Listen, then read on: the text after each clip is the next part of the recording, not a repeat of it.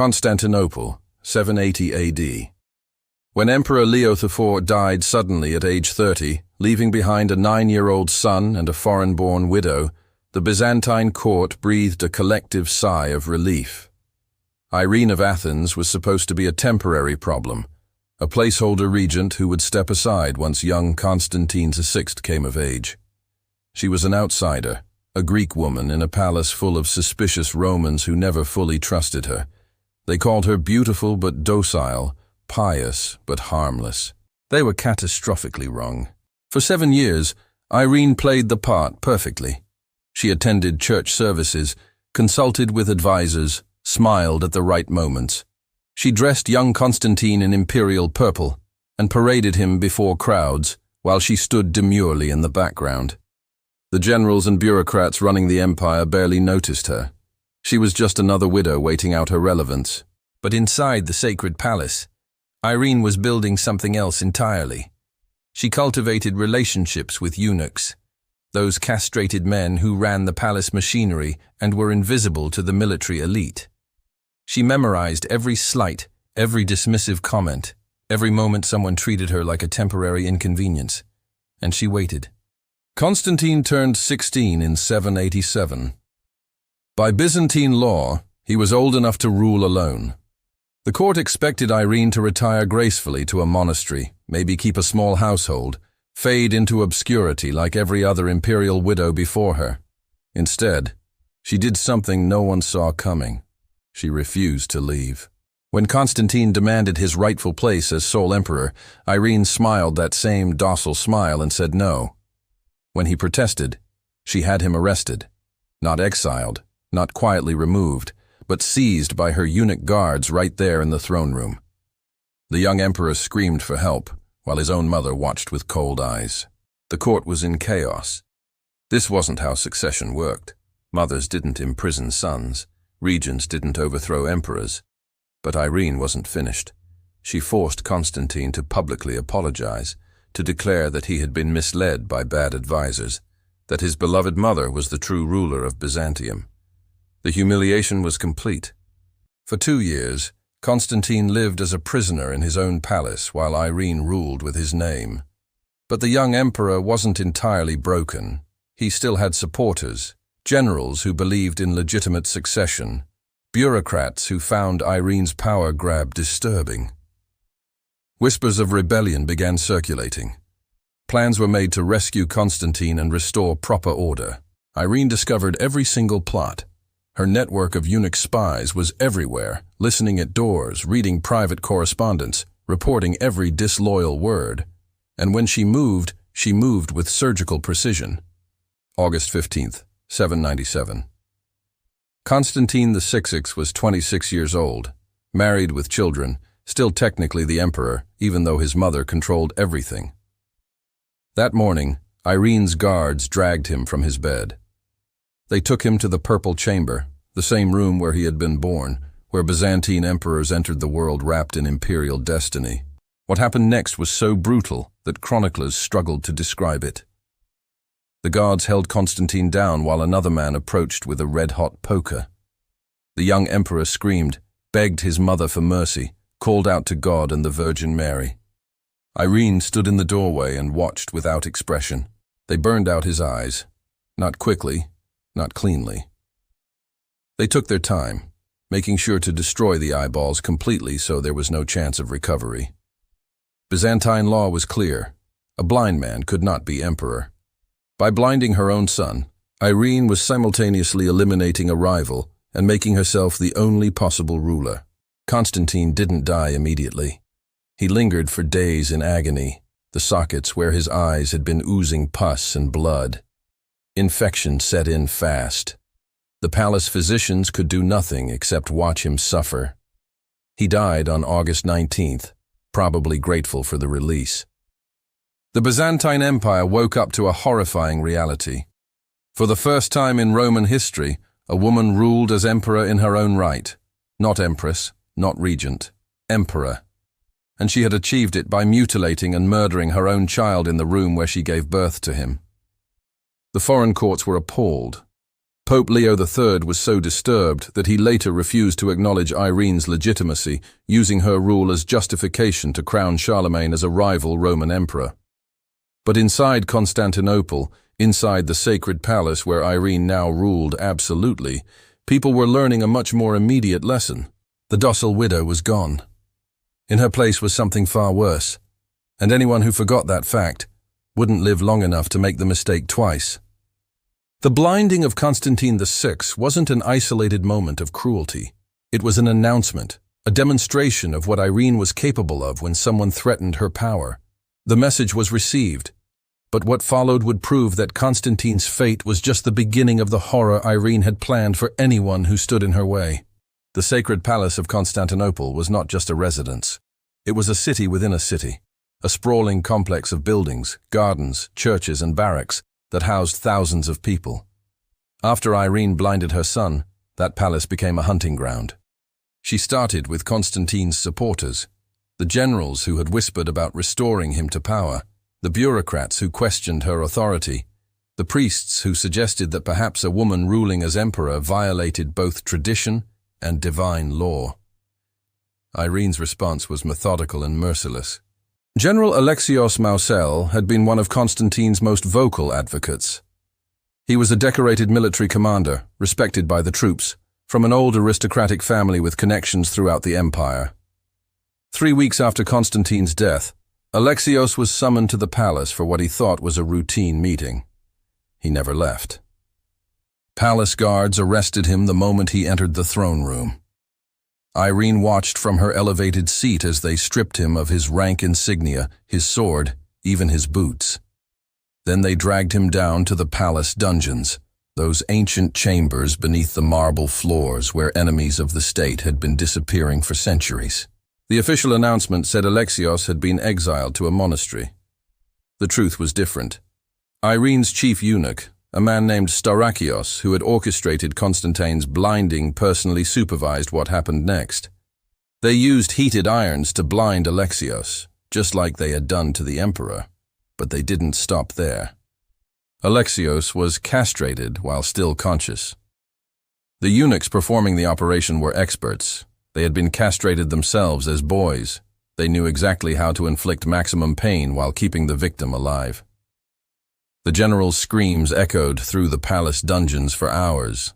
When they finally threw him onto a ship bound for a remote monastery, he was blind, mutilated, and completely broken. But Alexios was just the first. Over the next months, a pattern emerged. Anyone connected to Constantine, anyone who had questioned Irene's rule, anyone who made the mistake of being too successful or too popular, they all received invitations to the palace. Most never came back. Some were blinded like Alexios. Others were simply killed, their bodies dumped in the Bosphorus or buried in unmarked graves. A few were allowed to live, but only after public humiliations designed to destroy their credibility. Irene perfected the art of political murder disguised as accidents or natural deaths. The palace became a place of constant fear. Servants walked on eggshells, terrified that a misheard conversation or an innocent comment might be reported to Staurakios and his network of informants. Aristocrats stopped hosting dinner parties because they couldn't trust their own guests not to be spies. Even the churches within the palace walls felt oppressive, as if God himself had abandoned the place. Irene's eunuchs became the most powerful men in Byzantium. Staurakios controlled access to the Empress, decided who lived and died, accumulated wealth that would have made ancient senators jealous. Other eunuchs competed for Irene's favor by demonstrating their loyalty through increasingly creative brutalities. One eunuch, Aetios, earned Irene's appreciation by developing a new interrogation technique. He would hang suspected traitors upside down in the palace cisterns, those vast underground water chambers that supplied Constantinople. Their heads would be submerged just enough that they could breathe if they strained. Then he would wait, sometimes for hours. The victims would talk, confess to anything, implicate anyone, just to be pulled up. Most of what they said was probably invented, desperate lies to make the torture stop. But Irene didn't care about truth. She cared about control. The purges extended beyond obvious political threats. Irene began eliminating anyone who reminded the empire of Constantine's existence. His widow, Maria of Amnia, was forced into a convent where she lived under constant surveillance. His young daughters were scattered to different monasteries, forbidden from ever seeing each other again. Even servants who had attended Constantine during his final agonized days found themselves reassigned to distant provinces or simply disappearing. But the psychological warfare was perhaps worse than the physical violence. Irene understood that visible terror had its limits. Too many public executions and you create martyrs, you trigger rebellions. Instead, she perfected the art of making people vanish quietly. An official would be there one day, gone the next. No announcement, no trial, no explanation. Just absence. And everyone knew better than to ask questions. The sacred palace developed a rhythm of horror. Morning audiences where Irene dispensed judgments with a smile. Afternoon meetings where the eunuchs reported on who said what, who met with whom, who might be a threat. Evenings when the guards would come for someone, and the rest of the palace would hear muffled screams drifting up from the dungeons below. Irene herself never seemed troubled. She attended church services daily, commissioned religious artwork, donated generously to monasteries. She presented herself as a pious Christian empress, defending the faith. The cognitive dissonance was staggering. The same hands that signed execution orders in the afternoon would be folded in prayer that evening. The worst part was how normal it all became. After months of terror, people adapted. They learned to ignore the disappearances, to pretend they didn't hear the screams, to congratulate themselves for surviving another day. The palace was no longer just a center of government. It was a machine designed to process human fear into political power. And Irene was just getting started. The purges had eliminated her immediate threats, but they had also revealed something about herself that even she might not have fully understood before. She enjoyed it. The power, yes, but also the control, the fear, the knowledge that she could destroy anyone at any moment for any reason. The Empress who had once played the docile widow was gone forever. In her place was a woman who had discovered that absolute power combined with systematic cruelty could keep her on the throne indefinitely. And now that she had tasted that power, she was going to use it to reshape Byzantium in her own terrifying image, no matter how many bodies she had to stack along the way. Irene needed more than fear to maintain her grip on Byzantium. She needed legitimacy. Some claimed to divine approval that would justify a woman ruling an empire that had never allowed such a thing. She found it in icons. For decades, the Byzantine Empire had been torn apart by the iconoclast controversy. One faction believed religious images were idolatry, that worshipping icons violated God's commandments. The other side, the iconodules, believed icons were sacred windows to the divine. Emperors had taken both positions, triggering waves of persecution depending on which faction held power. Irene's late husband, Leo IV, had been an iconoclast.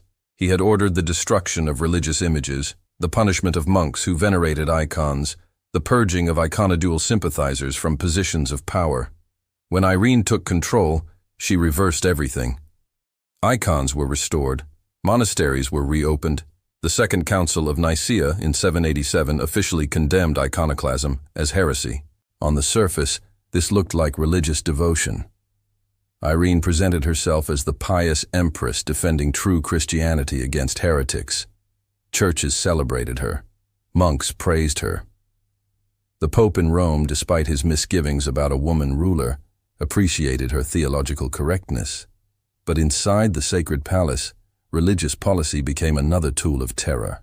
Anyone who had supported iconoclasm during the previous reign suddenly found themselves branded as heretics.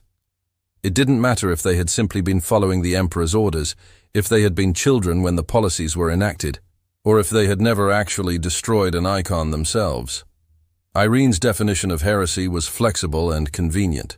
The purges began with clergy. Bishops who had participated in iconoclast councils were hauled before ecclesiastical courts that Irene controlled. The trials were predetermined. Guilty verdicts led to immediate punishment. Some were defrocked and exiled. Others faced physical mutilation, their hands cut off for having removed icons from churches, their tongues removed for having preached against religious images. But Irene went further. She targeted entire monasteries that had cooperated with iconoclasm. Monks were rounded up, their communities disbanded, their properties seized. In some cases, the monks were simply murdered. Palace records that survived later centuries hint at mass executions disguised as accidents or diseases. The monastery of St. John Staudios had been neutral during the controversies, trying to avoid picking sides. That neutrality was now considered cowardice or worse, secret heresy. Irene sent her guards to investigate. What they found, or claimed to find, was evidence of continued iconoclast sympathies. Hidden documents, supposedly. Destroyed icons buried in the grounds. The evidence was almost certainly fabricated, but it didn't matter. The guards arrested dozens of monks, dragging them back to Constantinople in chains. The younger, healthier monks were castrated and forced to become palace eunuchs, their religious vocations replaced with servitude to Irene. The older monks were blinded and dumped in remote locations to beg for survival. Female religious communities faced different horrors. Convents that had supported iconoclasm, or were even suspected of such support, were invaded by soldiers. The nuns, women who had dedicated their lives to celibacy and prayer, were systematically raped as punishment for their theological errors. Irene justified this as divine retribution. God was using her soldiers to punish those who had turned away from proper worship. Some nuns killed themselves rather than endure the assaults. Others went insane, their minds breaking under the combination of physical violation and spiritual betrayal. A few survived and were forced into marriages with soldiers as further humiliation, their religious vows dissolved by imperial decree. The psychological torture was calculated. Irene understood that destroying someone's faith was more effective than just killing them. A dead heretic might become a martyr.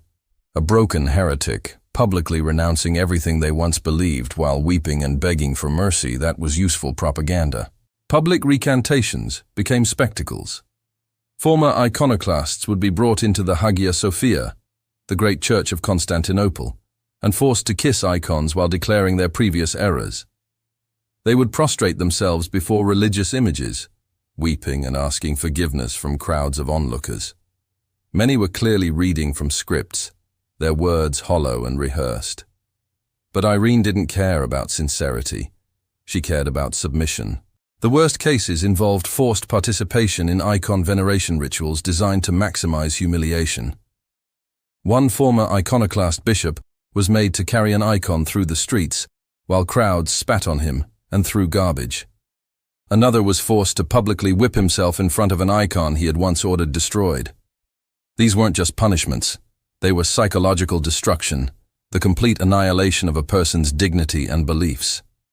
Irene's religious terror extended to intellectuals and philosophers who had written treatises supporting iconoclasm. Their books were burned in public ceremonies. The authors themselves were hunted down. Some fled the empire entirely, seeking refuge in the Abbasid Caliphate or other neighboring territories. Those who stayed were imprisoned, tortured until they produced written recantations, then often killed anyway because Irene couldn't risk them recanting their recantations. The sacred palace became the center of this religious persecution.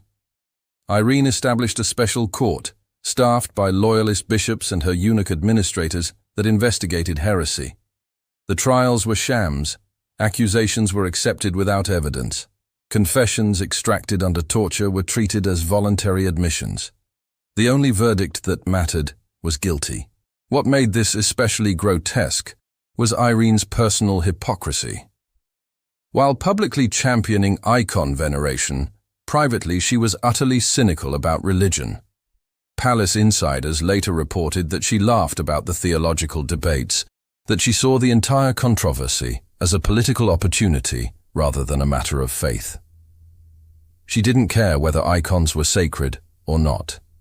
She cared that defending them gave her power and justified eliminating enemies. The iconodule monks who praised Irene had no idea they were being used. They genuinely believed she was a pious defender of true Christianity. They wrote hagiographies celebrating her wisdom and devotion. They compared her to biblical queens and female saints. And all the while, Irene was using their religious fervor to mask political purges that had nothing to do with theology. By 800 AD, opposition to Irene had become synonymous with heresy. You couldn't question her policies without being accused of iconoclasm. You couldn't criticize her rule without being branded a theological deviant.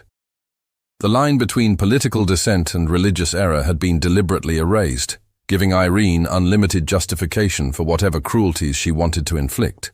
The most chilling aspect was how normalized it all became.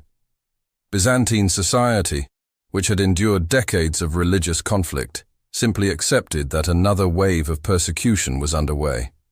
People informed on neighbors to prove their own orthodoxy. Families disowned members suspected of iconoclast sympathies. Children were taught to report their parents if they heard questionable theological statements at home.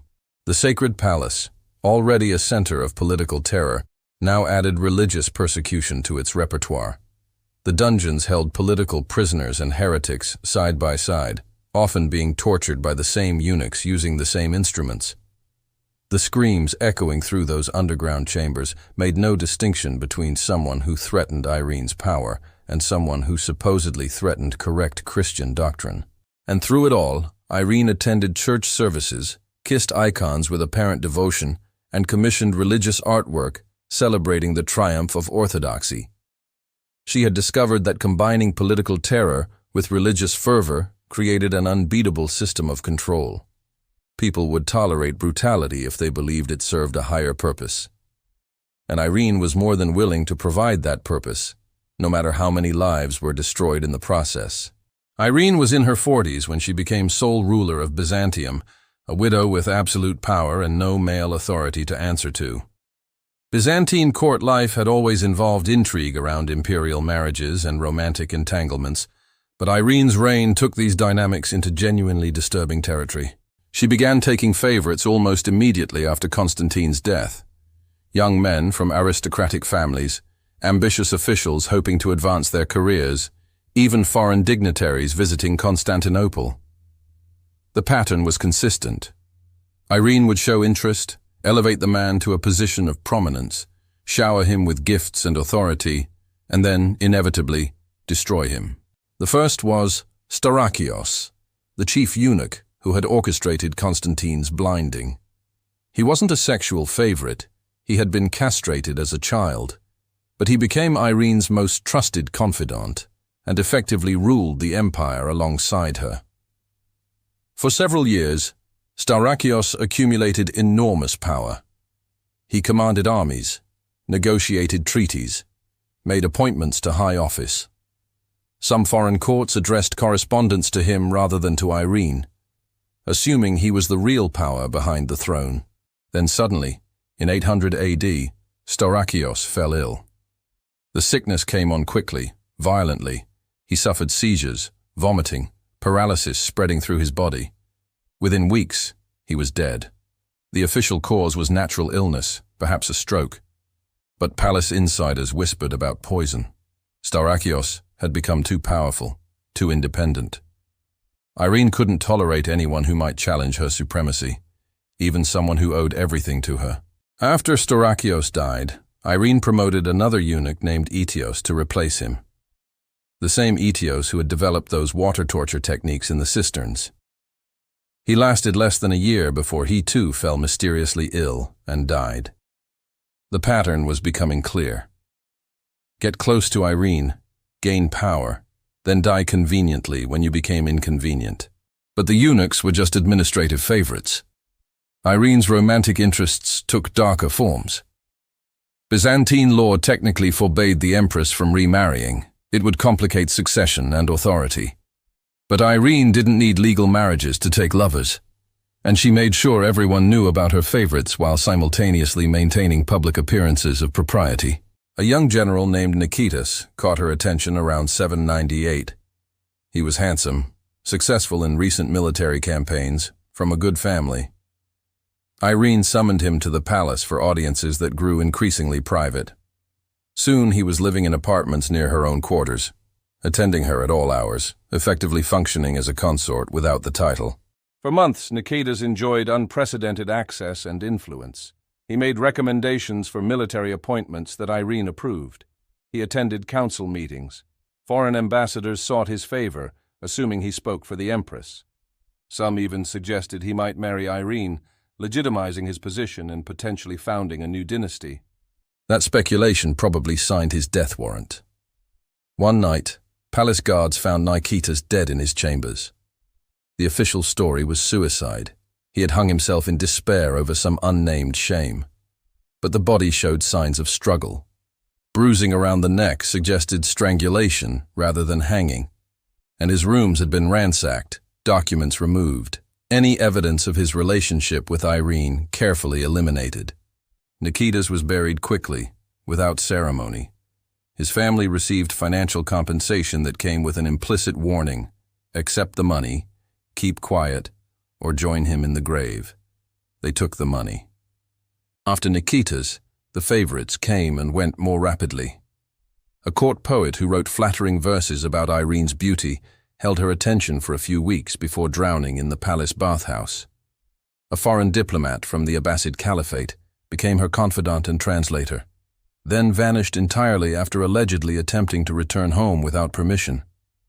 A young noble from one of Constantinople's oldest families received lavish gifts and apartments in the palace, then died from what physicians called a sudden fever that left no marks but killed him in hours, classic symptoms of certain plant-based poisons. The pattern terrorized the Byzantine aristocracy in a uniquely personal way. Having the Empress show interest in your son or brother should have been an honor, a path to advancement and wealth.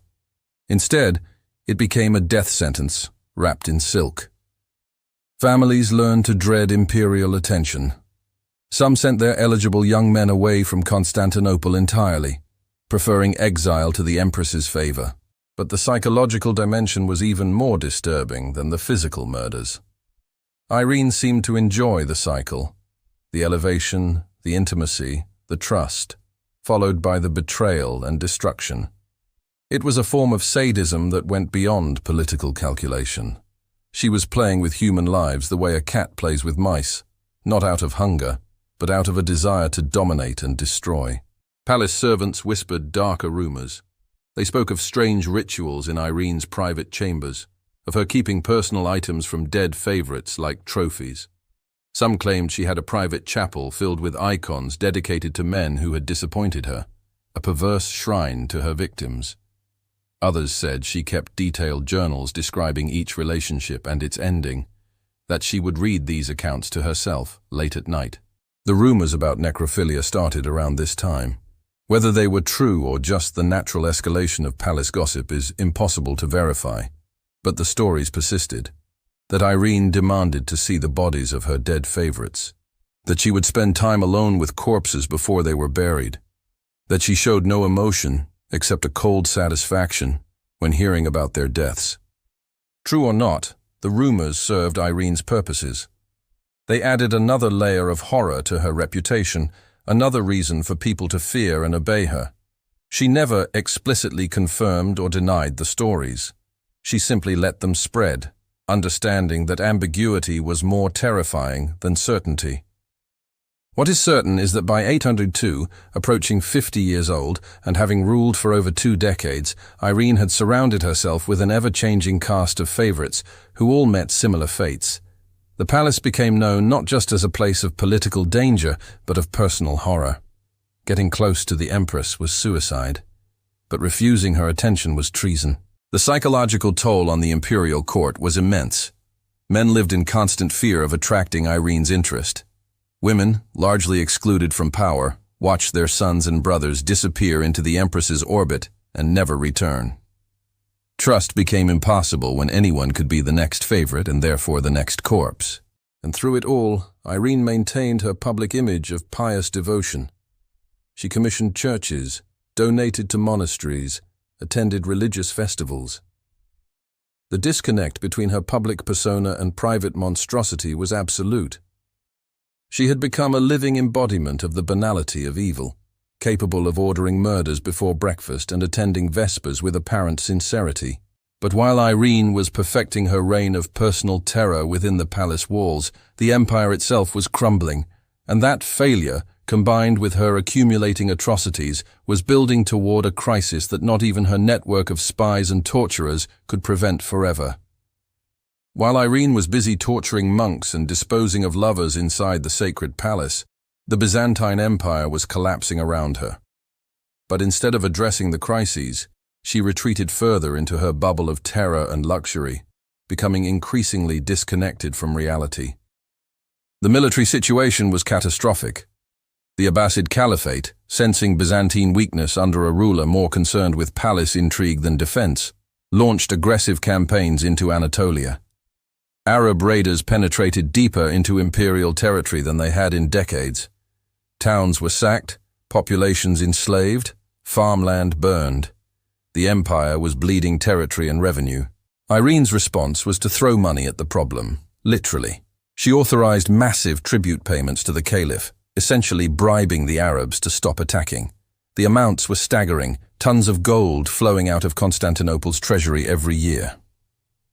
Byzantine pride took a brutal hit. For centuries, the empire had seen itself as the defender of Christianity against Islam.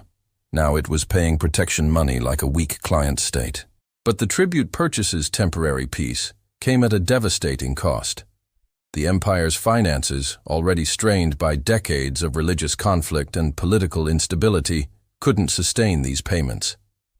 Irene raised taxes to confiscatory levels.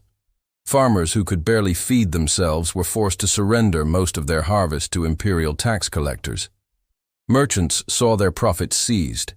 Even monasteries that had praised Irene's religious policies found themselves stripped of wealth to fund the tribute payments. The population began to starve.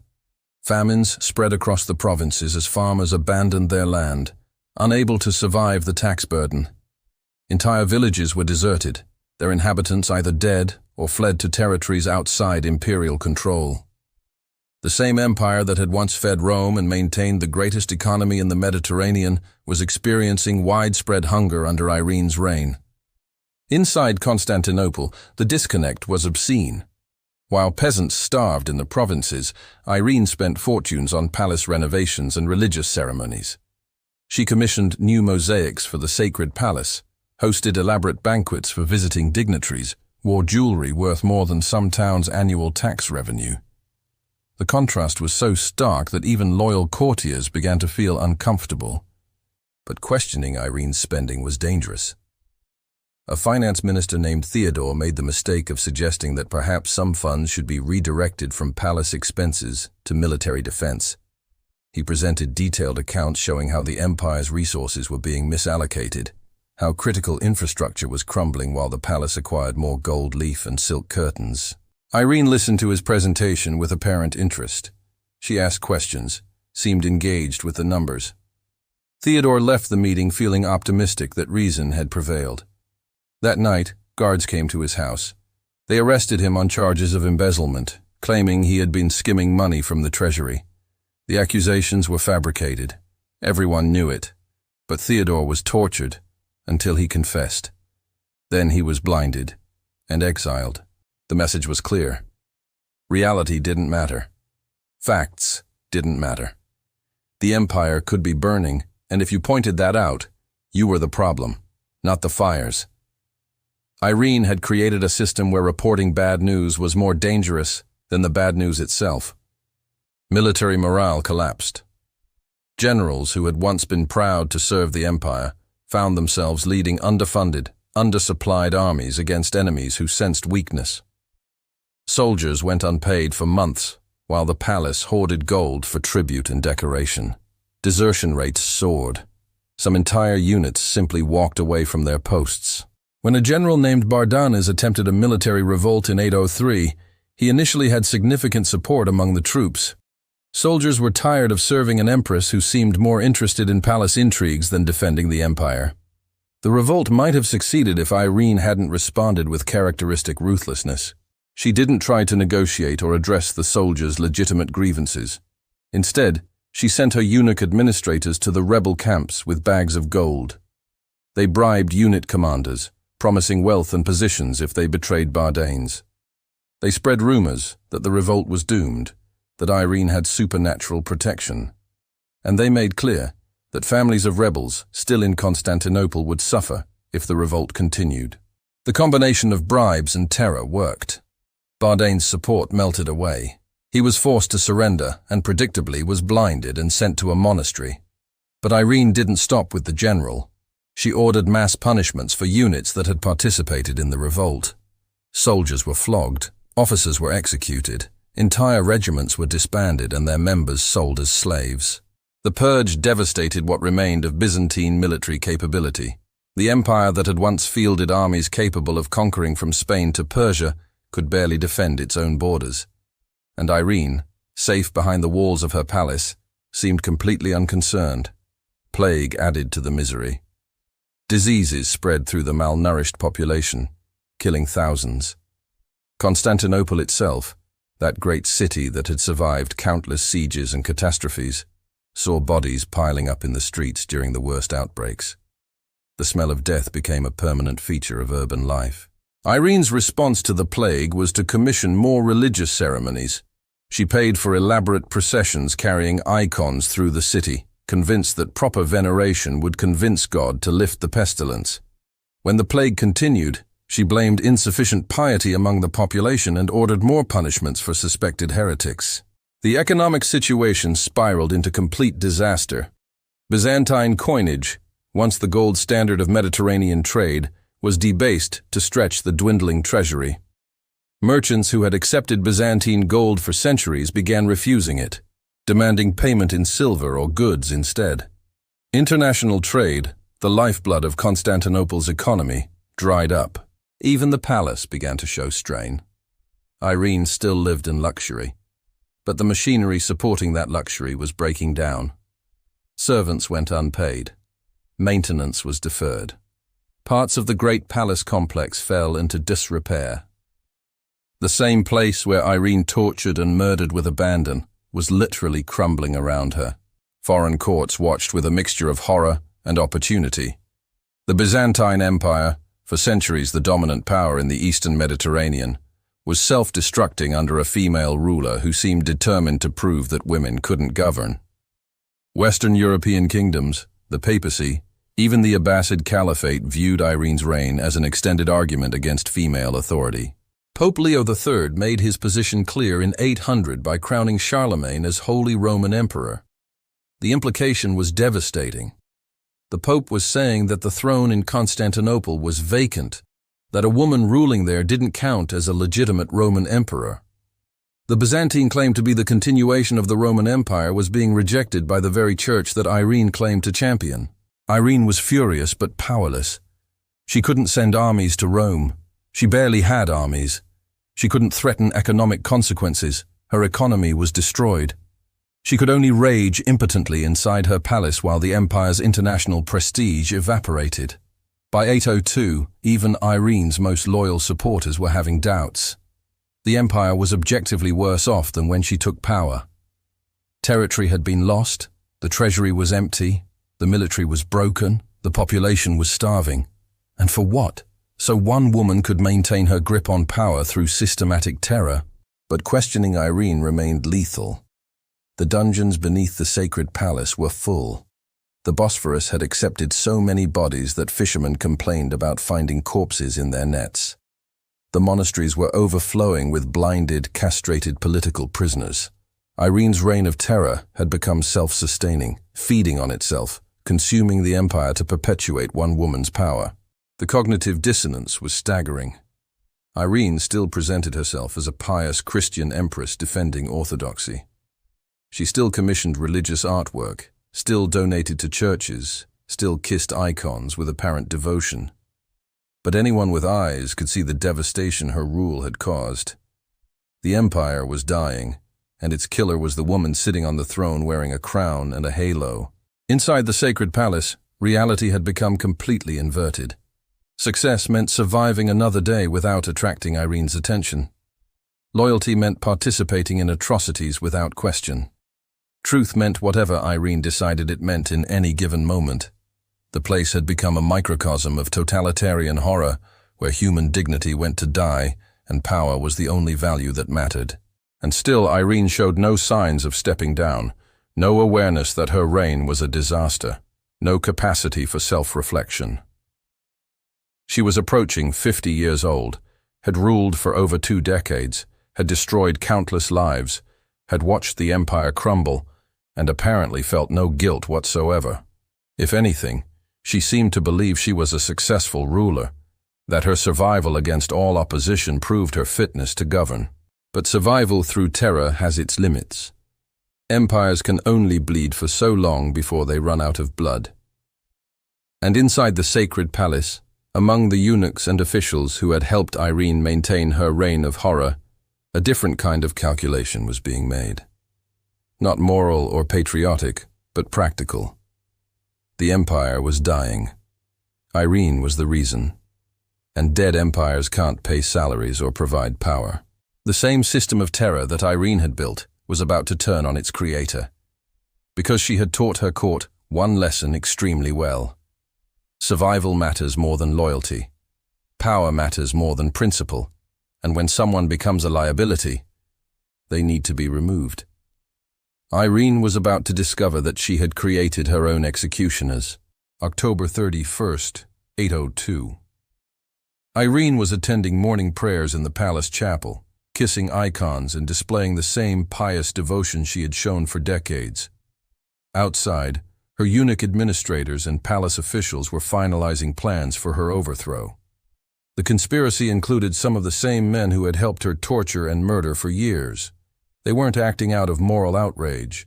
They were acting out of self-preservation. The leader was Nikephoros, the imperial treasurer. He had watched Irene drain the empire's finances, had participated in the corruption and mismanagement, had profited personally from the chaos. But he was also smart enough to recognize that the system was collapsing. The treasury was empty. The provinces were in revolt. Foreign enemies were circling. Irene had become a liability that threatened everyone's survival. The coup happened fast. Palace guards loyal to Nikephoros surrounded Irene's chambers while she slept. They didn't blind her, didn't torture her, didn't give her any of the treatment she had inflicted on so many others. They simply arrested her, stripped her of the imperial insignia, and informed her that she was no longer Empress. Irene's reaction was telling. She didn't rage or threaten. She didn't call for her loyal eunuchs to rescue her. She just seemed confused, almost surprised that the same tactics she had used against others could be used against her. For someone who had spent 2 decades studying and implementing terror, she apparently never considered that she might be vulnerable to it herself.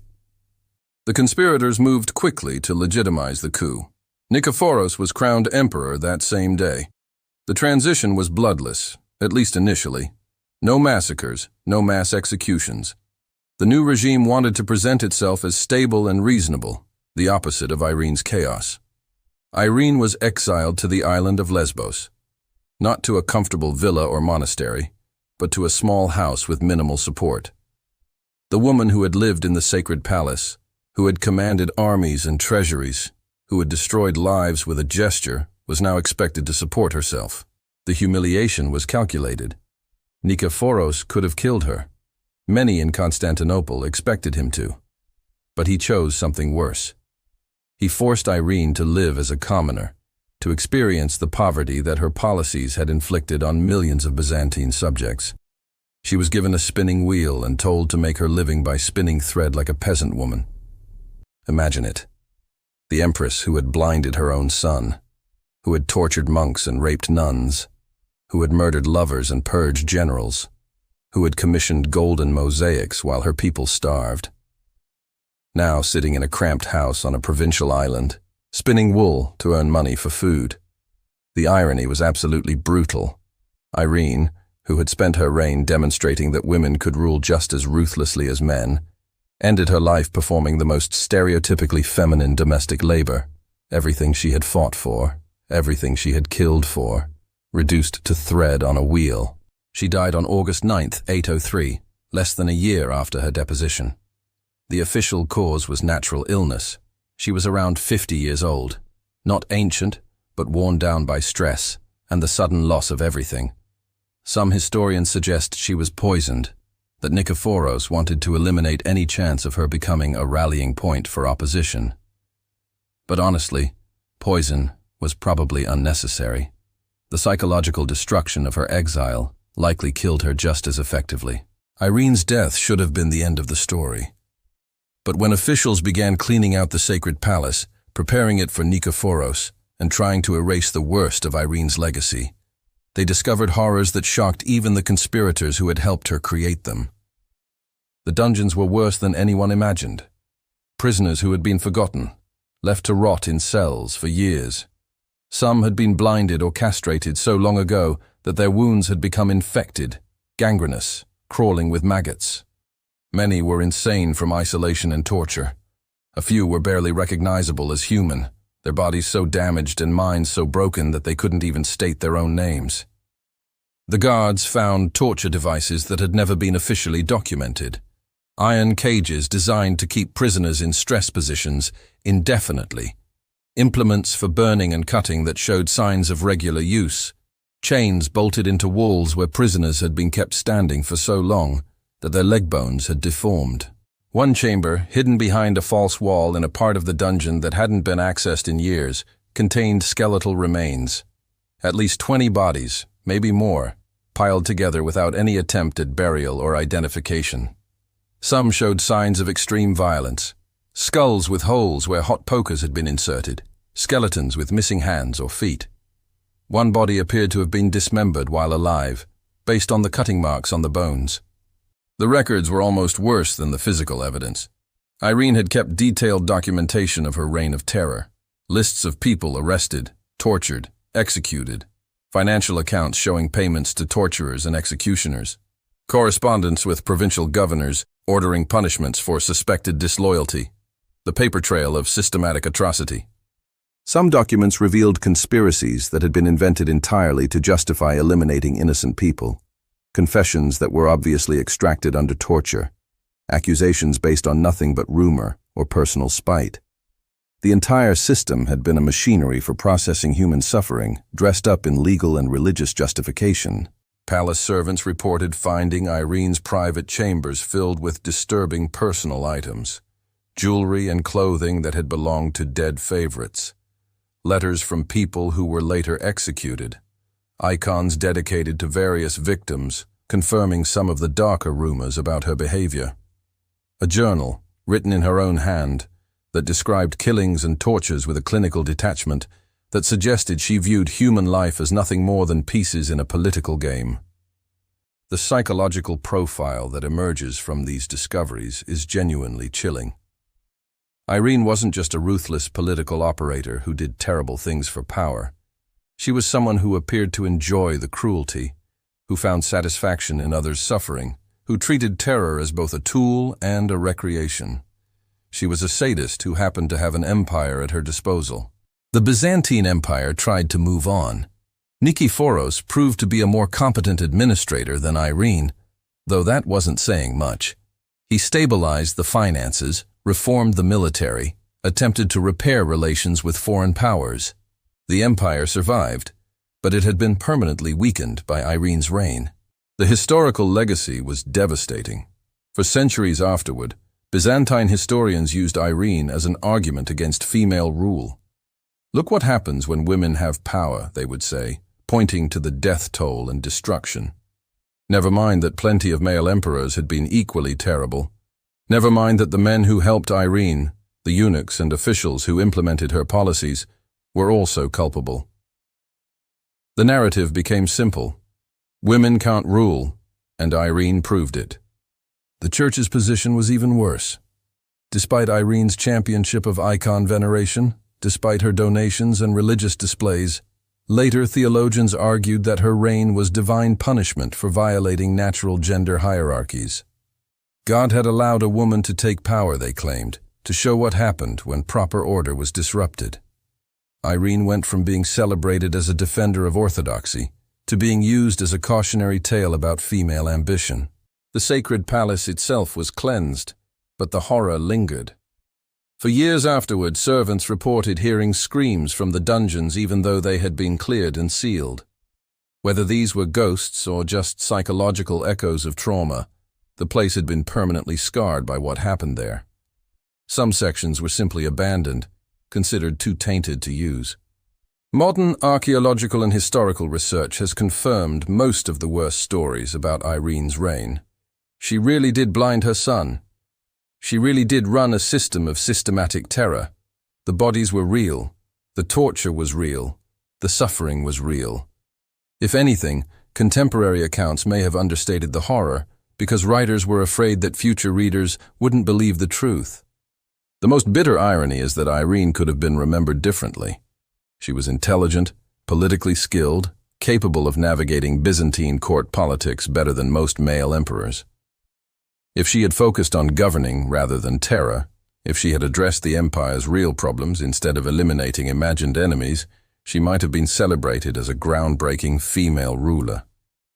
Instead, she became exactly what her critics said women would be: emotional, vindictive, unable to separate personal grievances from state policy, destructive to the empire's welfare. She fulfilled every negative stereotype while destroying the possibility that future women might be judged on their own merits rather than her legacy. The empress who turned her palace into a den of horror ended up spinning thread on an island, forgotten and despised. The empire she had brutalized survived her, though diminished and damaged.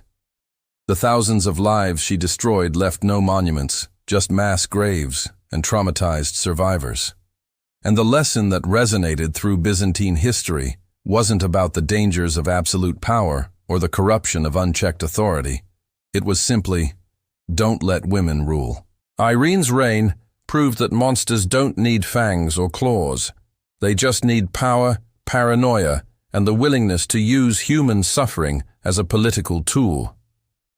The sacred palace had been many things over the centuries: a center of government, a symbol of imperial majesty, a beacon of civilization. Under Irene, it became a processing plant for horror, where human dignity went in and only broken bodies came out. And when they finally cleaned out those dungeons and burned those torture devices and tried to wash away the bloodstains, the empire discovered something even more disturbing than the atrocities themselves: how easily it had all been normalized, how quickly people had adapted to the terror, how many had participated, either actively or through silent complicity. The real horror wasn't just what Irene did, it was how many people helped her do it, how few resisted, how completely the machinery of state had been converted into machinery of torture. That's the final legacy of the Empress who turned her palace into a den of horror. Not just the body count, not just the cruelty, but the revelation of how fragile civilization actually is, how quickly institutions designed to govern can become instruments of torture. How easily people will inflict suffering if authority tells them to.